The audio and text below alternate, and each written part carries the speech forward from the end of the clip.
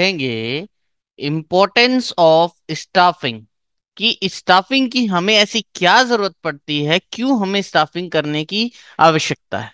देखो बच्चों, सबसे पहली बात हम समझते हैं कि स्टाफिंग, मैंने आपको प्रीवियस लेक्चर में क्लियर कर दिया था अच्छी तरह कि स्टाफिंग में क्या क्या काम हमें करने पड़ते हैं। तो जब हम प्रॉपर तरीके से स्टाफिंग करेंगे, राइट पर्सन को राइट प्लेस में बैठाएंगे, तो उससे हमें फायदा मिलेगा ही मिलेगा, है ना।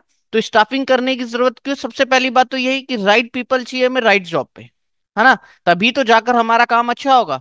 अगर मान लो मेरा रेस्टोरेंट है और उसमें शेफ अच्छा होगा, ट्रेंड शेफ होगा, जब भी तो मेरा रेस्टोरेंट चलेगा, right.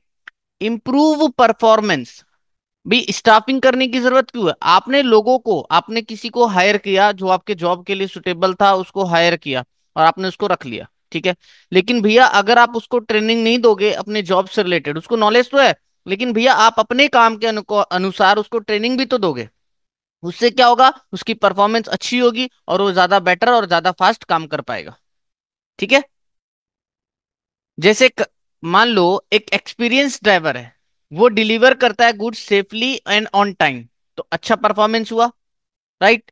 Ensure growth and continuity, मतलब क्या कहना चाह रहा है कि जब आप स्टाफिंग करते हो तो उस बंदे को जिसको आपने हायर किया है उसको आप ट्रेनिंग देते हो, है ना।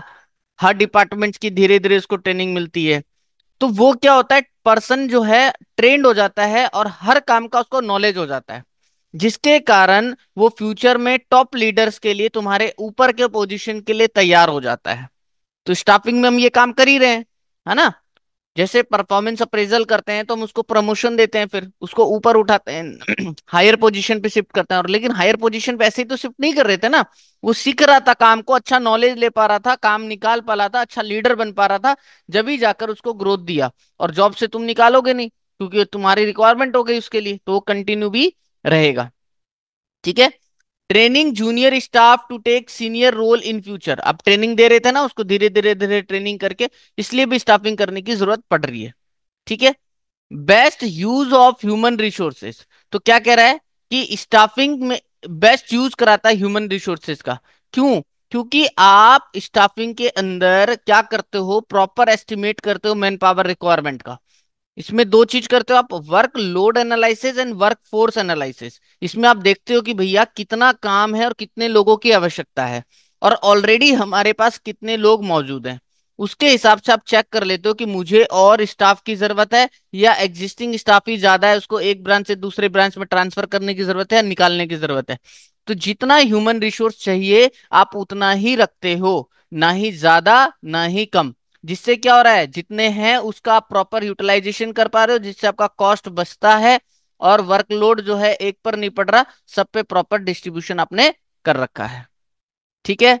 इंक्रीज जॉब सेटिस्फेक्शन, स्टाफिंग में देखो सिर्फ ये मतलब नहीं होता बच्चा कि अपन एम्प्लॉय को लाए उसको हायर कर लिया। मैं शुरू से बता रहा हूं कि स्टाफिंग का मतलब क्या है, कि भैया हमें उनको देखना है, सर्च करना है अच्छे कैंडिडेट को, उनको रिक्रूट करना है, मतलब उनको परसुएट करना है कि भैया आओ हमारे ऑर्गेनाइजेशन में अप्लाई करो, उनको बेस्ट को सिलेक्ट करना है। सिलेक्ट करने के बाद उनको उनकी जगह देनी है, देने के बाद उनको ट्रेनिंग देना है ताकि वो अपने काम को अच्छी तरह से कर सके। ट्रेनिंग देने के बाद उसको हम उससे करियर से रिलेटेड डेवलप करेंगे, है ना, ओवरऑल डेवलपमेंट करेंगे। फिर उसका प्रमोशंस वगैरह भी होगा, है ना, परफॉर्मेंस अप्रेजल, अगर काम अच्छा कर रहा होगा तो उसको प्रमोशंस भी देंगे, है ना। और उसको जो जिस जगह पे वो काम कर रहा है उसको एक पीसफुल एनवायरनमेंट भी देते हैं बेटा। ऐसा नहीं है कि आया काम कर रहा है हम उससे चिल्ला रहे हैं, है ना। उसको जॉब सेटिस्फेक्शन भी देते हैं जिससे वो अच्छी तरह काम कर पाए, एक प्रॉपर एनवायरनमेंट देते हैं, तो जब भी तो वो सेटिस्फाइड होगा, सेटिस्फाइड होगा जब भी तो वो अच्छा काम कर पाएगा। तो जो उसको एम्प्लॉयज को फेयरली ट्रीट करते हैं, टाइम टू टाइम रिवॉर्ड करते हैं, अच्छा काम करता है तो वो काम कराते हैं जो उसके लिए बना है, जिसमें वो इंटरेस्टेड है, तो वो हैप्पियर रहता है और मोटिवेटेड रहता है, राइट। तो स्टाफिंग का फायदा समझ रहे हो, स्टाफिंग इंपॉर्टेंट क्यों है। तो यानी हमें क्या चाहिए, अच्छा पर्सन चाहिए, सही पर्सन चाहिए राइट जॉब पर, उसको ट्रेनिंग देंगे, काम सिखाएंगे, परफॉर्मेंस अच्छी होगी जी उसकी, है ना। अच्छा काम करेगा तो उसको ग्रोथ भी मिलेगा, ठीक है। और ज्यादा बंदे नहीं चाहिए, जितने रिक्वायरमेंट है उतने ही बंदे अपन रखते हैं काम पर, और उसको फेयरली ट्रीट करते हैं, टाइम टू टाइम रिवॉर्ड देते हैं, तो उसकी जॉब सेटिस्फेक्शन इंक्रीज होती है। इसलिए स्टाफिंग हमारी जरूरत है।